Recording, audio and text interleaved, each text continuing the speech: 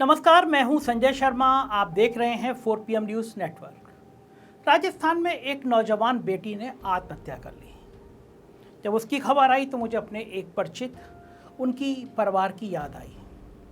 उनका बेटा कोटा में इंजीनियरिंग कर रहा था, इकलौता बेटा था। प्रेशर था कि डॉक्टर बनना है।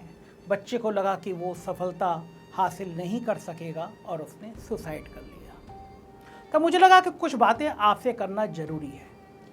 जब कोई बच्चा आत्महत्या करता है तो वो सिर्फ अपनी जान नहीं लेता, वो हमारे समाज से एक चुप और कराहती हुई चीख लेकर चला जाता है। एक चीख जिसे किसी ने सुना नहीं, किसी ने समझा नहीं और किसी ने थामा नहीं। हर बार जब कोई किशोर अपनी जान लेता है तब वो केवल एक जीवन खत्म नहीं होता, बल्कि हमारी शिक्षा प्रणाली, हमारी सामाजिक सोच और हमारी संवेदनशीलता की एक गहरी हार उजागर होती है। लगता है हम और हमारा समाज हार गया। भारत में छात्र आत्महत्या अब कोई अपवाद नहीं, बल्कि एक गहराता हुआ संकट है। और ये संकट केवल कुछ अंकों, एक परीक्षा या असफलता की वजह से नहीं है। ये उस पूरे माहौल की उपज है जो बच्चों को ये यकीन दिला देता है, अगर तुम सफल नहीं हुए तो तुम्हारी कोई अहमियत नहीं है, न समाज में और न हम लोगों की जिंदगी में। हमारे देश में शिक्षा को हमेशा एक पवित्र कार्य माना गया है। गुरुकुलों के युग से लेकर आधुनिक विश्वविद्यालयों तक शिक्षा को केवल जानकारी देने का नहीं, बल्कि जीवन को दिशा देने वाला, संस्कारों और सोच को आकार देने वाला एक माध्यम माना गया।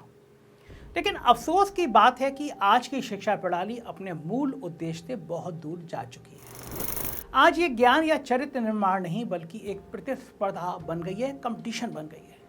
और वो भी इतनी क्रूर कि इसमें हारने वाले को समाज कोई दूसरा अवसर देने को तैयार ही नहीं है। हम भूल गए हैं कि हर बच्चा अलग होता है। हमारी सबसे बड़ी गलती है कि हमने एक समानता को ही योग्यता का मापदंड बना दिया। जैसे हर इंसान की उंगलियों के निशान अलग होते हैं, वैसे ही हर बच्चे की सोच, उसकी रुचियां, सीखने की गति और उसका भावनात्मक संतुलन भी अलग होता है। लेकिन हम सबको एक ही तराजू से तौलते हैं, एक ही सिलेबस, एक ही समय, एक ही परीक्षा। अगर कोई बच्चा गणित या विज्ञान में तेज है तो उसे ब्राइट मान लिया जाता है, लेकिन जो बच्चा संगीत, चित्रकला, लेखन, अभिनय या सामाजिक कामों में अच्छा है उसे अक्सर कमजोर, डाइवर्टेड या निकम्मा कहा जाता है। यही कारण है कि लाखों बच्चों को लगता है कि वो समाज की नज़रों में फेल हैं, भले ही वो कितने ही भावनात्मक, रचनात्मक या संवेदनशील क्यों ना हो। कहानी केवल अंकों की नहीं है, ये सामाजिक अस्वीकार की है। जब कोई छात्र आत्महत्या करता है तो ये कहना आसान होता है कि वो परीक्षा में फेल हो गया या रिजल्ट खराब था, लेकिन सच्चाई इससे कहीं ज़्यादा गहरी होती है। वो बच्चा उस सामाजिक ताने बाने से हार गया होता है जिसमें भावनाओं की कोई जगह नहीं, सिर्फ प्रदर्शन मायने रखता है। सोचिए, एक 15 साल का बच्चा जो जिंदगी के रंग देखने से पहले ही मौत को गले लगा लेता है, वह असल में इस समाज से हारता है जिसने उसे ना कभी सुना, ना समझा और ना स्वीकारा। आत्महत्या केवल एक लक्षण नहीं है, बीमारी कहीं और है। जब कोई बच्चा अपनी जान लेता है, वो शिक्षा व्यवस्था की एक चेतावनी होती है, एक इमरजेंसी सायरन। लेकिन हम अक्सर सिर्फ घटना पर दुख जताकर आगे बढ़ जाते हैं, जड़ों पर वार कभी नहीं करते। यह आत्महत्याएं केवल व्यक्तिगत संकट नहीं है, बल्कि हमारे पूरे सिस्टम की गवाही है, जिसने शिक्षा अब नौकरी पाने का साधन भर रह गई है। संवेदना की जगह स्कोर ने ले ली है और मानसिक स्वास्थ्य को अब भी कमजोरी समझा जाता है। 2023 में कोटा में 26 छात्रों ने आत्महत्या की। क्या वो सब पढ़ाई से डर कर मरे थे, या इस सोच से कि अगर सफल नहीं हुए तो माँ बाप, समाज और शिक्षक उन्हें स्वीकार नहीं करेंगे?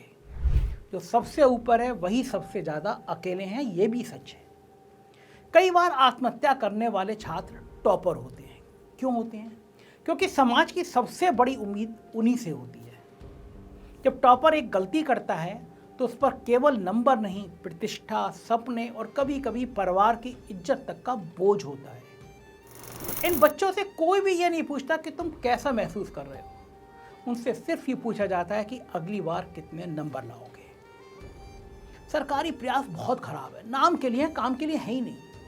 सरकार ने मनोदर्पण जैसे पोर्टल शुरू किए जिसमें मानसिक स्वास्थ्य से जुड़ी जानकारी और वीडियो होती है, लेकिन सच्चाई यह है कि देश के ज़्यादातर स्कूलों में कोई प्रशिक्षित काउंसलर नहीं है। मनोदर्पण पोर्टल पर पहुंचने के लिए इंटरनेट, जागरूकता और एक मानसिक स्वीकृति चाहिए जो हजारों लाखों बच्चों के पास नहीं है।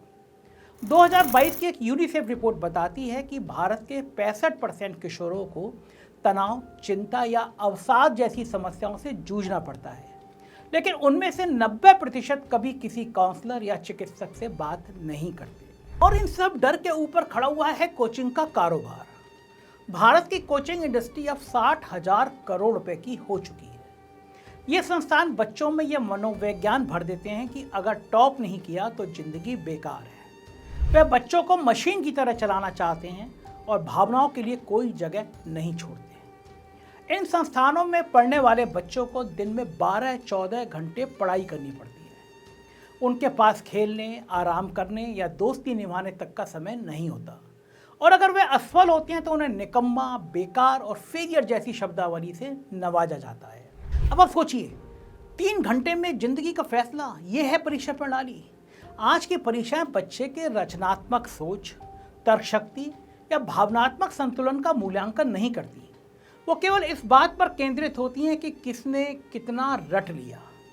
ये प्रणाली प्रतिभा नहीं, यादाश्त का परीक्षण करती है, और इसी में हम उन बच्चों को कमतर मान लेते हैं जो शायद लेखन, अभिनय या समाज सेवा में असाधारण है, अपने बोलने में वक्ता बहुत अच्छी हैं। और इस सबसे अलग संवेदना या सनसनी, ये मीडिया की भूमिका बची क्या है? जब कोई छात्र आत्महत्या करता है तो कई मीडिया चैनल ऐसे इसे दिखाते हैं जैसे ये क्राइम स्टोरी हो। आत्महत्या की खबरों को नाटकीय कर देना, उनको सुसाइड को बढ़ावा देना होता है। WHO की रिपोर्ट के अनुसार आत्महत्या की खबरों के बाद ऐसी घटनाओं में 13% तक वृद्धि देखी जाती है। मीडिया को समझना होगा कि एक आत्महत्या की रिपोर्ट केवल TRP का मुद्दा नहीं है, वो एक सामाजिक चेतावनी भी है। और फिर बड़ी बात, समाधान क्या है? सिर्फ आंसू नहीं, एक्शन चाहिए। मैं कुछ बिंदु आपको बताता हूं जो बहुत जरूरी है। पहला पॉइंट, मानसिक स्वास्थ्य को शिक्षा का अनिवार्य हिस्सा बनाना चाहिए। हर स्कूल, कॉलेज, कोचिंग में मानसिक स्वास्थ्य विशेषज्ञ अनिवार्य किए जाएं। हर सप्ताह फीलिंग क्लास हो जहां बच्चे खुलकर अपनी बात कह सकें।